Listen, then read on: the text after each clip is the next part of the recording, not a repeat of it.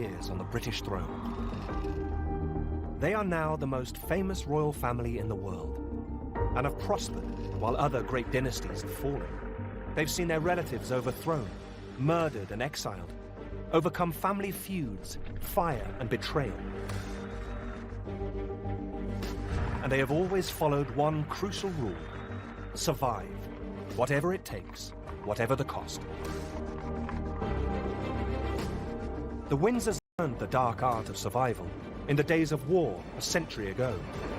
They've never forgotten it. Now, Channel 4 can uncover their secrets with the help of family insiders, royal experts, and some of the most closely guarded papers in the world. We've combed through letters, diaries, government memos, confidential royal reports, and for the first time, cameras have been allowed into the Queen's personal family archives at Windsor. What we've found rips aside the mask of royal pomp to reveal the human frailties and the secrets of the family that built Britain's most powerful dynasty.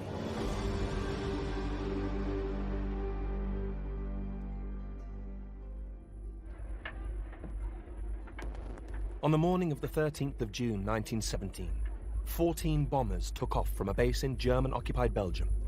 Their destination, London.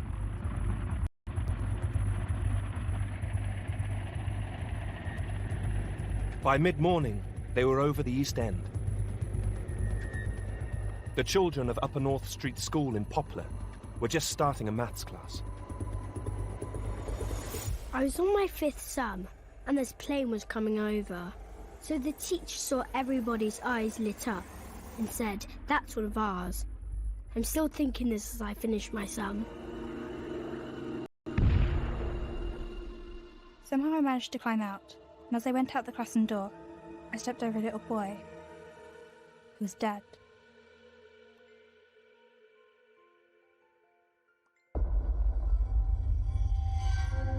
"18 small children were killed. Across London, 162 people died. This was something totally new. It was horrific. It killed children. It was plastered all over the newspapers, and the bombers that did it had the same name as the royal family. Gotha bombers. Saxe-Coburg Gotha. And suddenly, the royal house discovers that it has the wrong branding. Time to change.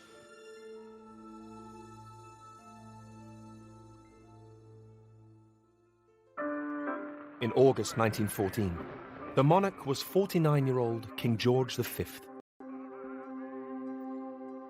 George V had none of the qualities you'd expect or want in a war leader.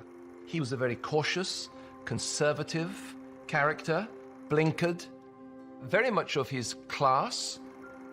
His official biographer complained that for 20 years of his life, before he became king, he seemed to do nothing except shoot pheasant and stick stamps into his stamp album. Dull, plodding, unimaginative, George was not a man to inspire sacrifice. The writer H.G. Wells famously described George's court as alien and uninspiring. King George V reacted to that. He said, "I may be uninspiring, but I'm damned if I'm alien." The problem for the king was that he was alien. People forget that the Windsors were originally a German family.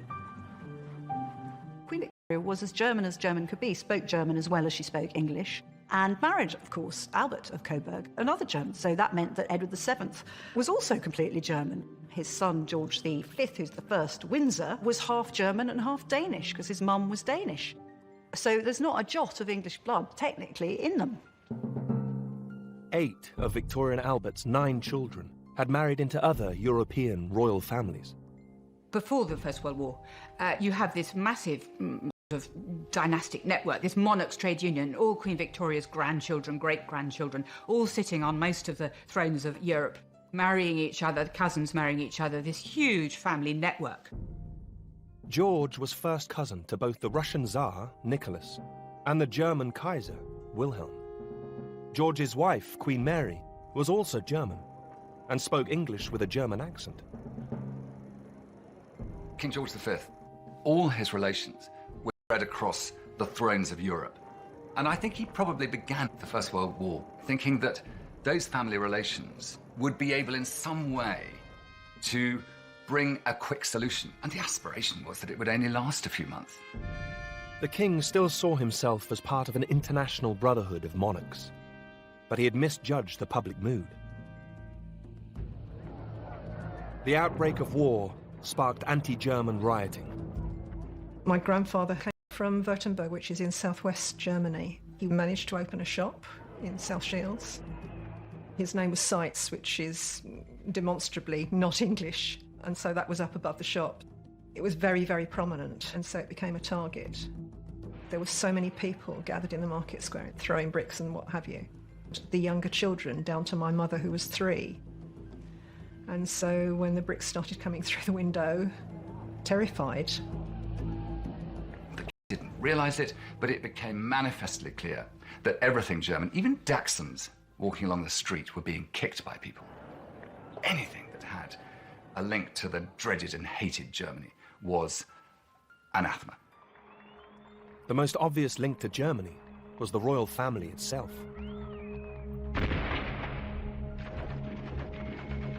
As casualties mounted, the government introduced conscription. A few months later, in the summer of 1916, British forces were decimated at the Battle of the Somme. The mood is changing. The public are just fed up with this war, and the number of people dying, and the privations, and the agony. People are not going to put up with this any longer. The old order, the great institutional monarchies of Europe, are themselves buckling. In March 1917, King George received terrible news. His first cousin, the Tsar of Russia, had been overthrown. It was a first blow to the international club of monarchs, and for George, deeply personal. As children, King and Tsar had holidayed together, and had always been close. George constantly writes in his diary, "I am devoted to Nicky." On several occasions. He felt Nicky was a real sort of soulmate, somebody who he could talk to. The king wrote a telegram to the Tsar. Events of last week have deeply distressed me. My thoughts are constantly with you, and I shall always remain your true and devoted friend, as you know I have been in the past. But the fall of the Tsar presented the king with a dilemma. Here are Nick and George, Emperor and Tsar, who look like twins here. Olga Romanov is the Tsar's great niece. They're wearing each other's uniform. Some tourist asked me if it was swapsies, and I said, no, not swapsies. Nicholas, here, is wearing the uniform of the Scots Greys, who he was Colonel-in-Chief to. Princess Olga lives in Kent. A century on, she still finds it difficult to speak about the events of 1917. I don't think the Tsar had much inkling of stuff because he was so wrapped up in his sick child and his wife, who he absolutely adored.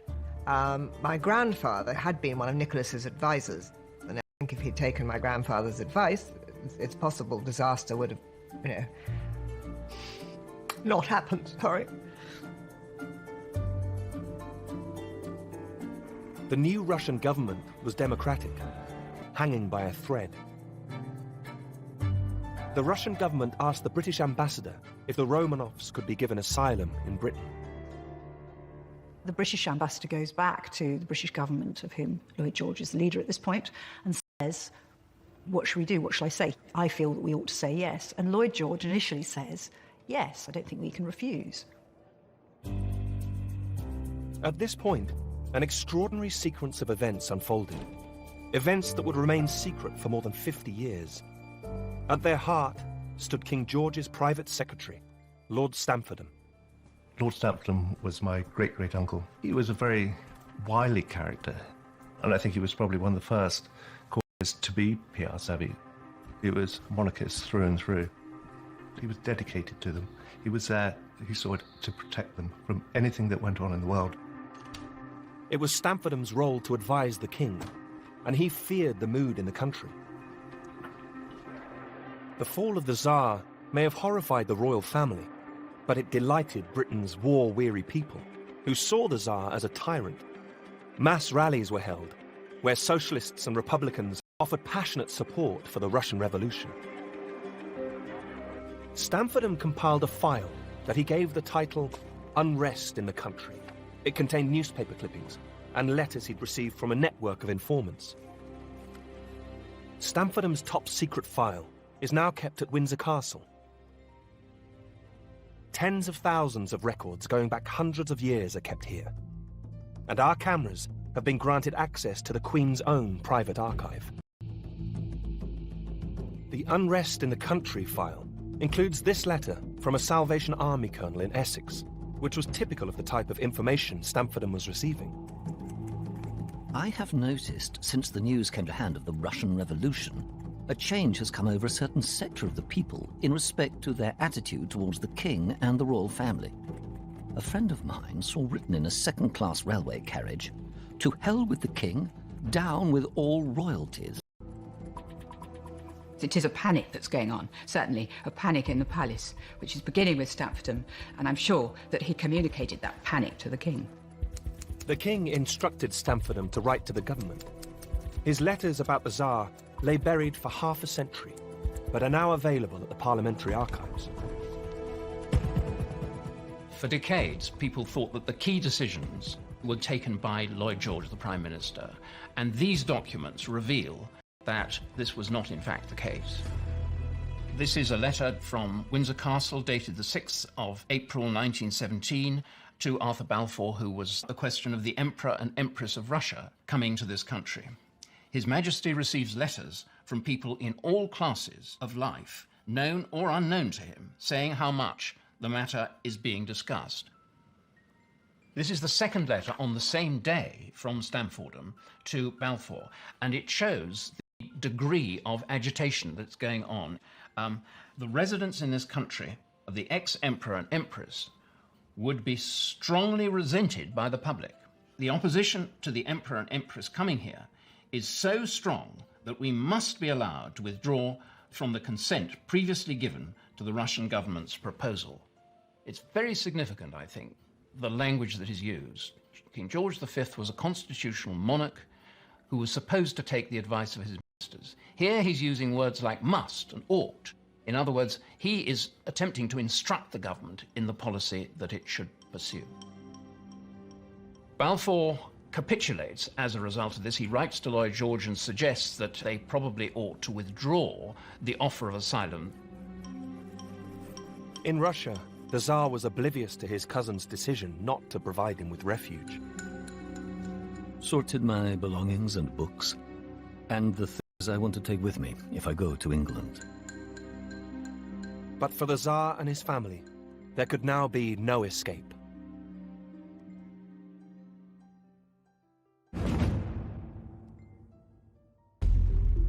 In March 1917, the Russian Tsar was overthrown. An initial offer of asylum was secretly withdrawn by King George V, anxious about anti-royalist feelings in Britain. 6 months later, the Bolsheviks seized power in Russia. The Tsar and his family were moved to this house in Ekaterinburg in the Russian Urals. Shortly after arriving, they were taken down to the cellar in the middle of the night and brutally murdered. George consigned the house of Romanov to history and his cousin Nicky to the firing squad in order that the House of Windsor should survive. I think this decision to refuse asylum is characteristic, certainly, of the British royal family, which is a pragmatic, realistic, but a certain ruthlessness. When their survival is at stake, they will make the decision that ensures they survive. King George did eventually allow the Tsar's sister, Xenia, to come to England. She was rescued by a British battleship with her son, Prince Andrei, who was Princess Olga's father, George, in the death of the Tsar. My father never ever said that it was George's fault. He always thought it was the Prime Minister, but apparently it wasn't the Prime Minister's fault at all. It was all George's fault. I'm very glad my father died before the letter was found, because he would have been really upset.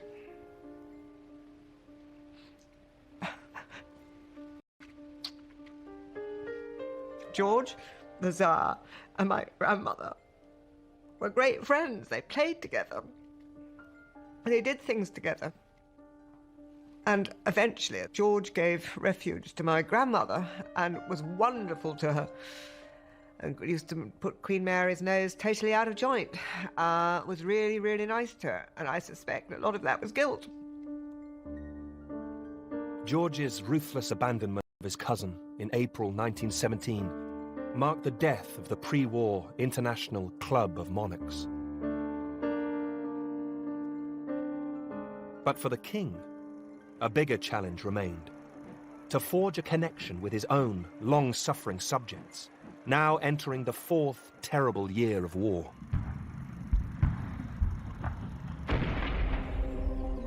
Once more, it was his private secretary, Lord Stamfordham, who took the initiative. In the spring of 1917, he wrote a historic memo, setting out his strategy for the future of the monarchy. We must endeavour to induce the thinking working classes, socialist and others, to regard the crown not as a mere figurehead, but as a living power for good, affecting the interests and social well-being of all classes. It was Stamfordham's particular insight, I think, that the British monarchy did not depend on the aristocracy, nor on the middle class, the second-class carriages, but on the acceptance and approval and ultimately the love of the people.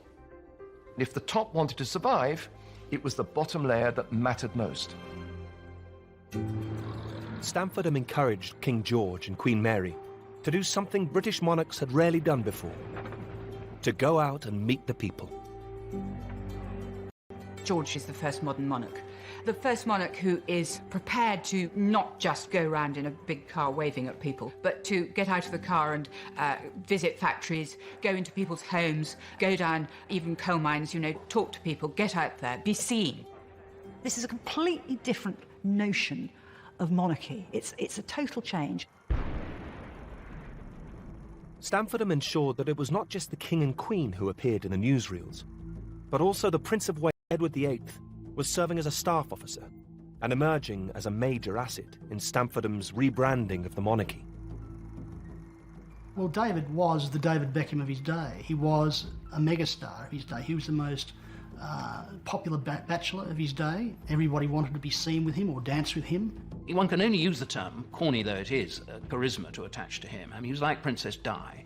He glowed, he glittered. The prince was angry because he was kept away from the front line, but he played a key role in boosting morale. The king's second son, Bertie, was also doing his bit in the navy. But Bertie, the father of the present queen, was a completely different personality. He had knocked knees, he had his legs in splints, he had a terrible stammer which inhibited him, and he was not helped by the fact that his father was utterly unsympathetic towards this. And when Bertie was trying to say something with great difficulty, he would say, "Get it out, get it out." It's not just a question of stuttering, it's a question of these awful panic attacks sort of completely gripping him and making it really difficult for him to appear in public. Suffering from a chronic but undiagnosed stomach ulcer, Bertie would spend much of the war convalescing with his parents. Fortunately, his big brother generated enough attention for both of them. But as the Prince of Wales and his parents worked to forge a new bond with the British people, a major obstacle remained: the family's German name.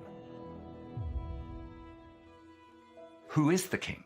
Who is this man I'm fighting for in the cold, in the misery, in the fear of every day of the Western Front? Well, he is King George V, and he is your sovereign. Hang on, but he's called Saxe-Coburg-Gotha. Saxe-Coburg-Gotha was the name given to the royal family by Queen Victoria's German husband, Prince Albert. The king knew what had happened to other Germans in Britain. It must have been an intensely worrying time for the family. Is this going to happen to me? It's happened to those German immigrants out there in our country. After all we've done, for all the length of time that we've been here, do they still see us as German? Will they chuck us out, perhaps? In the wake of the Russian Revolution, Lord Stamfordham was finally instructed to come up with a British name for the British royal family. papers at the Royal Archives reveal him rummaging through the history books, feeding possible names to the King and the Prime Minister. The King bars Plantagenet and does not care about Tudor. Tudor Stuart has been suggested. Mr. Asquith advised against Tudor with its recollections of Henry VIII and Bloody Mary, and the last driven from the throne. He does not like Fitzroy, and Guelph. That is too foreign and is not at all liked by their majesties, who also do not approve of Fitzroy and its bastard significance. Royal history was proving a minefield. Stamfordham was at his wit's end. It is disastrous. The King is all for a prompt settlement. It was at this moment, on the 13th of June 1917, that London was raided by the Gotha bombers. It was a cataclysmic moment. Just imagine bombs falling from the air. We're used to it as an expression of warfare. This was something totally new. It was horrific. Now it went beyond degermanizing, went beyond cutting off from the Club of Monarchs. It was a question about the very identity and name of the dynasty. It could not be Gotha any longer. That same day, Stamfordham finally struck inspiration. The answer, he realized, lay in the very place he was working. I hope we have now discovered a name which may appeal to you, and that is that Queen Victoria shall be regarded as having founded the House of Windsor. Windsor is a brilliant idea, a fantastic piece of branding. It symbolises safeness, coziness, those lovely luscious green rolling landscapes, tea, cakes. It at once says exactly what George wants the British royal family to be. At Windsor Castle, the Royal Archives contain a letter from the same Salvation Army colonel who'd written earlier warning of anti-royalist feelings. Now he praised the King and Queen.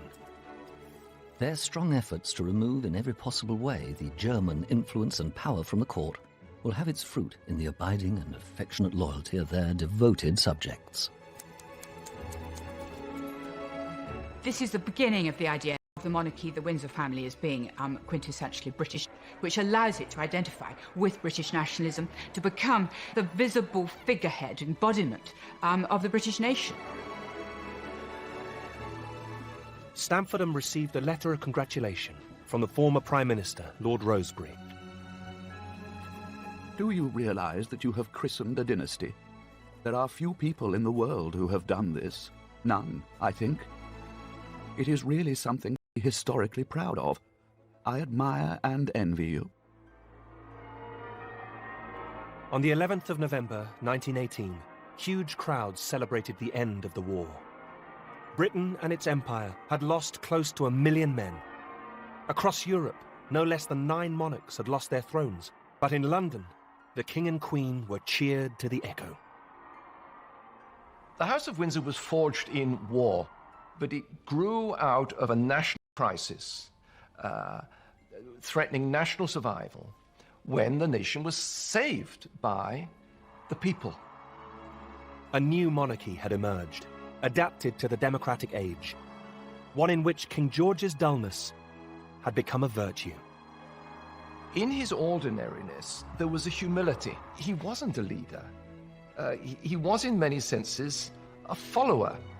And so, this essential humility that George V had proved to be the reason why his monarchy emerged from the war intact, and the grand imperial monarchies of Russia and Germany and Austria fell by the wayside. For dull, plodding George V, humility came naturally. But would it come so easily to his sons?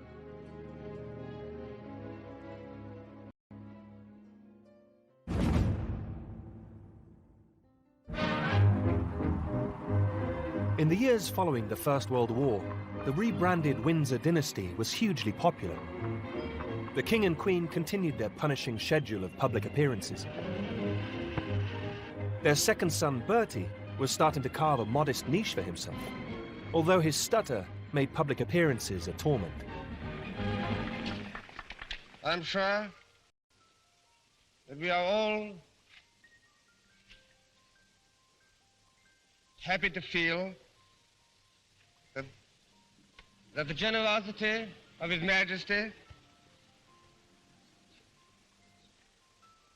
has set an example to all, and which has been widely followed throughout the country. But it was the older brother, David, Prince of Wales, who continued to attract all the attention, embarking on a series of headline-grabbing world tours. He is a kind of rock star prince. He's fabulously successful. In you know, crowds are sort of completely captivated. He became famous the world over. Here he was with his boyish, blonde good looks, and he became known in the press as Prince Charming, the adored Apollo. Everyone fell in love with him. On one tour, the prince shook so many hands, he was ordered by his doctor to rest his right hand and use his left. But beneath the surface, there were tensions. King George had been a distant, cold father. He did not know how to handle children, and he was gruff and aloof and bullying and intimidated them and enraged them. The relationship did not warm as his children grew older. To his children, he was austere. George V, for instance, took against his children when they started to press their trousers fore and aft, because he always pressed them from side to side. And he thought it was caddish, and also when they started wearing turn-ups. George V set these kind of standards, and he used to pick out these things. And whatever they did, he'd point out what they hadn't done right. His relationship with his oldest son was particularly difficult. By this time, David, the Prince of Wales, had begun an affair with a married woman, Freda Dudley Ward, the wife of a Liberal MP. His letters to her reveal that, for all his success, the prince hated the life that fate had given him. Each day I long more and more to chuck this job and be out of it.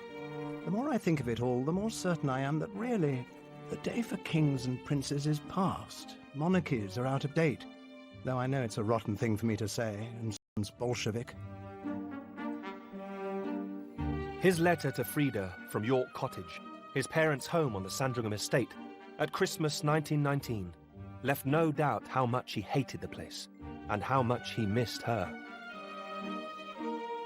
I love you, darling, and you know it. How you mean absolutely all and everything to me in life.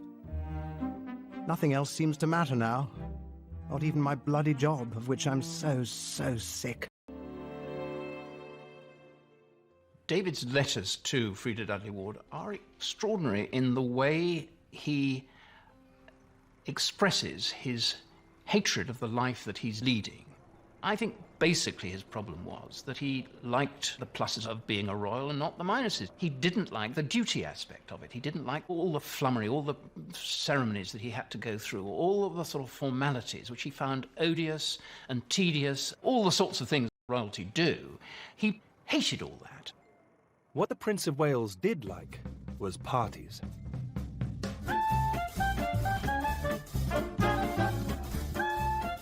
Like many young men returning from the war, he was captivated by the new jazz age. His parents disapproved, particularly since he appeared to be leading younger brother Bertie, the present Queen's father, astray. Bertie, in his early 20s, spends a lot of time with David and does become involved with this very attractive Australian married woman, Sheila Loughborough, apparently the original Sheila, who's part of this very... Freda's best friend. She was brought in to match up with Bertie so that the two brothers could go together and not seem to be duos with two married women. Like Freda, Sheila was a glamorous society beauty, and, like Freda, she was trapped in an unhappy marriage. She and Bertie soon began an affair, and the four were inseparable, as David commented crudely in a letter to Freda. What marvellous fun we four do have, don't we, Angel? And fuck the rest of the world. In the summer of 1919, David and Bertie spent a golfing weekend with Sheila and her alcoholic husband, Lord Loughborough. David wrote about it to Freda. After tea, I managed to lure Luffy away on the pretext of wanting to play a few more holes of golf on the local course. so as to give Sheila a chance of being alone with Bertie. They said they were tired, and we left them.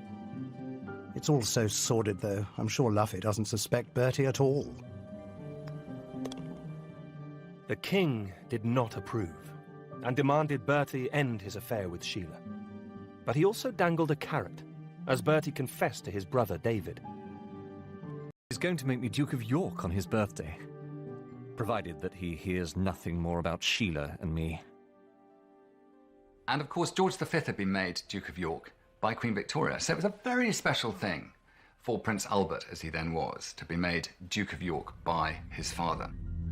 David was furious, as he wrote to Frida.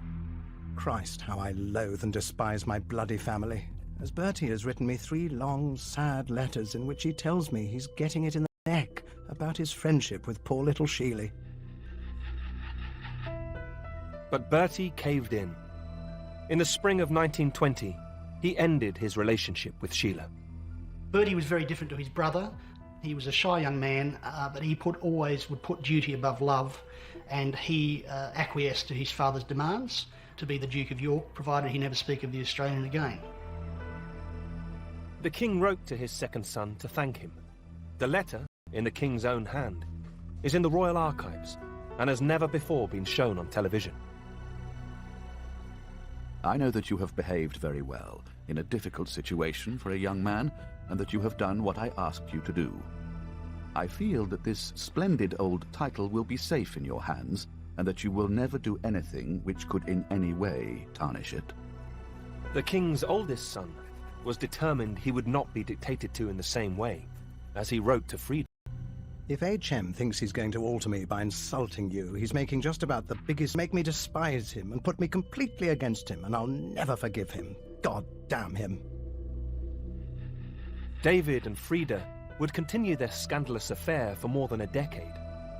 Bertie, by contrast, was about to start pursuing a girl who perfectly fulfilled all of his father's expectations.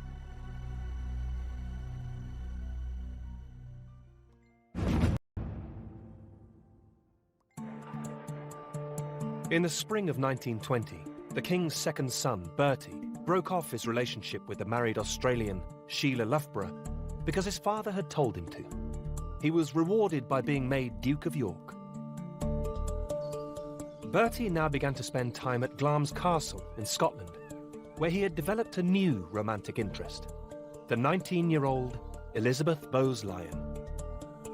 Elizabeth Bowes-Lyon was the 9th child of the Earl of Strathmore, and the Strathmores went back into the Dark Ages practically. They were a very grand family with royal connections. They came from Glamis Castle, which was one up on the ordinary castle, which might have a ghost. It was haunted by a monster.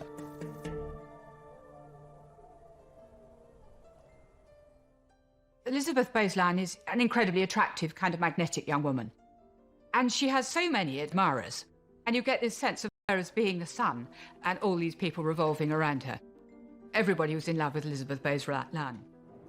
Bertie is immediately captivated. The convention that princes could only marry royalty had been removed at the same time the family name was changed to Windsor in 1917. For the first time, David and Bertie no longer had to fish in the tiny pond of Protestant, normally German princesses, women like their mother. You had a huge new pool of what one might call talent available for the royals. Elizabeth was perfect. She was delightful to look at. She appealed terrifically to the royals. The only problem was that, initially, she wasn't interested in the shy, stuttering Bertie. Her letters to friends at this time are still held in the Glamis archive. P.S. Prince Albert is coming to stay here on Saturday. Ghastly. But photos that are kept at Glamis reveal a slowly warming relationship. Bertie was enchanted by a home atmosphere entirely different from his own. Glamis is a sort of paradise of party games, hide and seek in this huge haunted castle. Lots of loud gramophone music, lots of dancing, lots of Balmoral. Elizabeth's attitude to the prince was also changing. as her letters reveal. Prince Albert was very nice and very much improved in every way. But Elizabeth remained wary of entering the royal clan.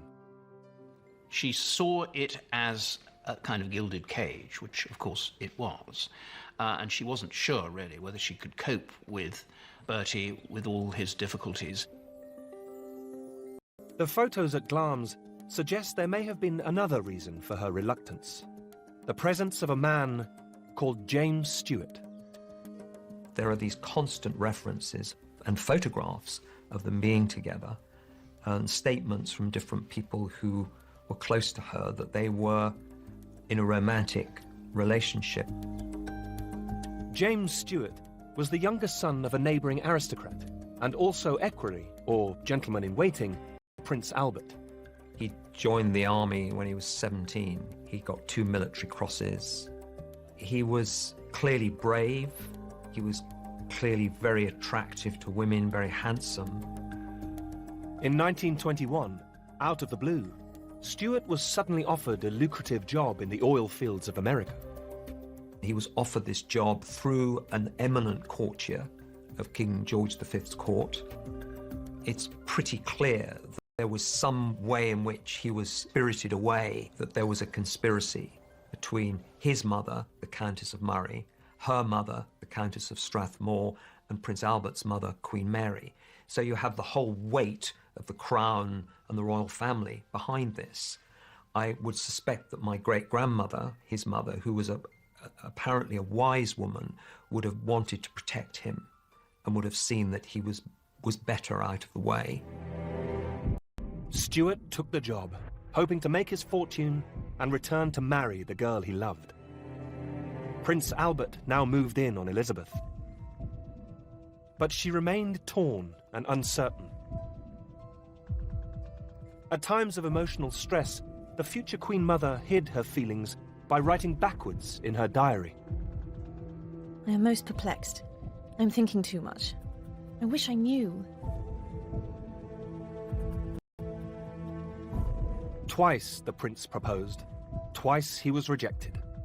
Only on the third occasion did Elizabeth finally accept him, as she wrote to a friend. I must tell you, I am going to marry Prince Bertie. I do hope you like him. I feel terrified now I've done it. In fact, no one is more surprised than me.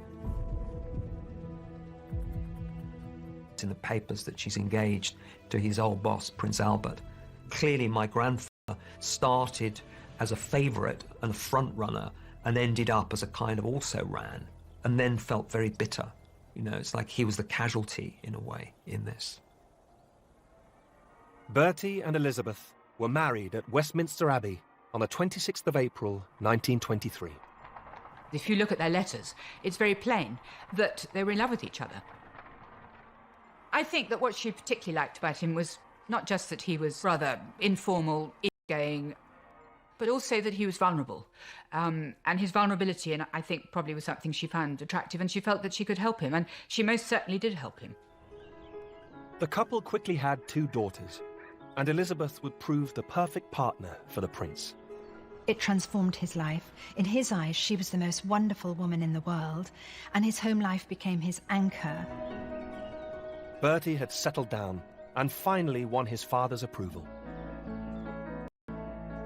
You have always been so sensible and easy to work with, and you have always been so ready to listen to any advice and to agree with my opinions about people and things, that I feel we have always got on very well together. Very different to dear David. Dear David, the Prince of Wales, continued to be bored and frustrated with royal life. I'm so heartily sick of being cheered and yelled and shrieked at. It almost hurts sometimes. I suppose the fact of the matter is that I'm quite the wrong person to be Prince of Wales. David was rebellious. He felt constrained by being an heir to the throne, didn't particularly like it, and was determined to go his own way. In 1934, the prince turned 40, still unmarried. The clock was now ticking. The elderly king was in despair, as he confided to his Prime Minister, Stanley Baldwin. After I am dead, the boy will ruin himself within 12 months. The following year, huge crowds turned out to cheer the king on his silver jubilee.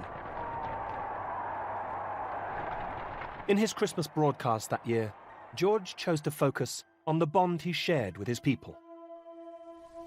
The year that is passing has been to me most memorable. It called forth a spontaneous offering of loyalty, and I may say of love. It is this personal link between me and my people which I value more than I can say. Just 4 weeks later, he was dead. King George had created a new style of monarchy, one based on sacrifice and duty. Now the crown passed to a very different personality, his 41-year-old son, who would reign as King Edward VIII. Overwhelmed, the new king wept uncontrollably on his mother's shoulder when told of his father's death.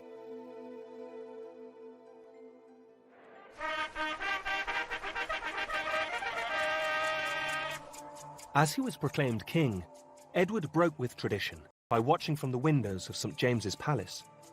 God save the king! At his side, a mysterious woman. Her name, Wallis Simpson. Wallis Simpson was an American divorcee who'd married an Englishman and was a sort of social climber in London in the 1930s. She'd had a rather rackety youth. Her first husband was a drunk and violent, and she had chosen her new husband, who was called Ernest Simpson, because really she'd sort of come to the end of her resources. Edward had begun his relationship with Wallis in 1934. He'd jettisoned Freda Dudley Ward and appeared to come completely under the spell of his new American lover. I think that the delight of Mrs. Simpson for King Edward VIII was that she was totally lacking in respect. She had no deference whatsoever, and she treated him like dirt, and he loved to be treated like dirt. I'm sure there was a strong sexual element in it. Mrs. Simpson was the dominatrix to beat all dominatrixes. She was a tough cookie, and you could see her wielding the whip without any trouble at all. And on one occasion, he asked for a light for his cigarette, and she made him beg for it like a dog. The new king's private secretary, Alec Harding, was horrified by the relationship, as was his wife. My grandmother detested Mrs. Simpson. Didn't like her at all. She thought she was vulgar and pushy. And this sounds snobbish. And in fact, it was snobbish. But I think Mrs. Simpson got on better with men than with women, and there was a certain kind of upper-class English woman who she was always going to rub up the wrong way. The new private secretary and others were also concerned about the couple's politics. I don't think Edward VIII was a fascist, but he was attracted to fascism because it was fashionable. It was known at the time as Savile Row fascism. Hitler seemed to have solved the main problem of the...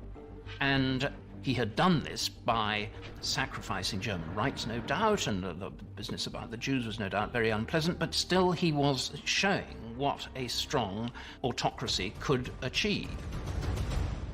Decades on from when his father had cut the royal family's German links, Edward appeared to want to restore them. Some of the guests he and Wallis invited to their home at Fort Belvedere near Windsor were the despair of the king's private secretary and his wife. My grandmother certainly implied to me that they thought that some of the people visiting Fort Belvedere were potentially a security risk, essentially. She told me that state papers that went to the king came back with the stains from the bottoms of wine glasses on them, and that Edward VIII's guests might just have seen them. In August 1936, 7 months into his reign, the king and his mistress set off on a cruise of the Mediterranean. Wallis was about to divorce her second husband. But as head of the Church of England, Edward could not marry a divorcee. Pictures of Edward and Wallis were now being printed in papers and magazines around the world, everywhere apart from Britain. At home, the king remained hugely popular. When finally the Simpsons story broke at the start of December, the public was stunned. You know, people were just shocked. It's hard to get across today just how shocked they were. It was almost disbelief. At first, there was widespread support for the king. Elizabeth, the wife of the king's younger brother Bertie, wrote in desperation to Queen Mary. Every day I pray to God that he will see reason and not abandon his people.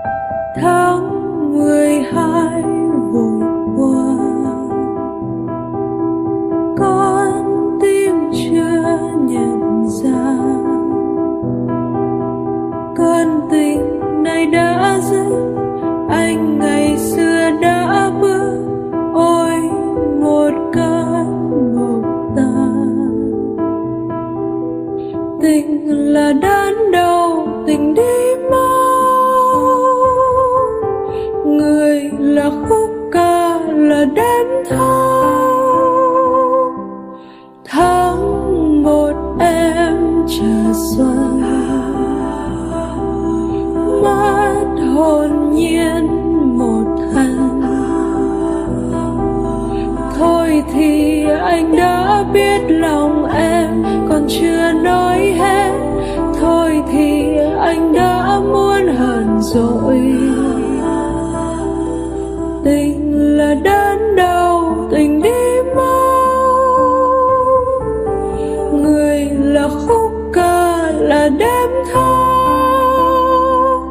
Chậm thôi, anh chưa muốn dừng, anh chưa muốn về, em đã quá mỏi mệt.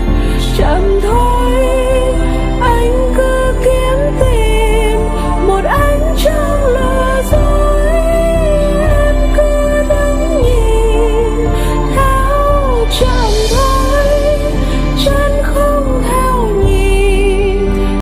It was like the quintessential moment of victory, and the king had done it, you know. All the doubts about the monarchy at the time of the abdication were dispelled. The Windsor dynasty and the new model of popular monarchy had been tested in the fire of war twice and come through. It had been threatened by the rise of democracy and the danger of revolution, and had come through. And when threatened by internal division, it had been ruthless in cutting out the weak link. The Windsors present themselves to the world as an amiable constitutional monarchy. But I think their main duty is to ensure their own survival, and nothing has got to be allowed to endanger that.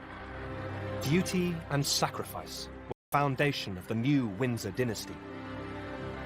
There could be no place for personal passions or desires.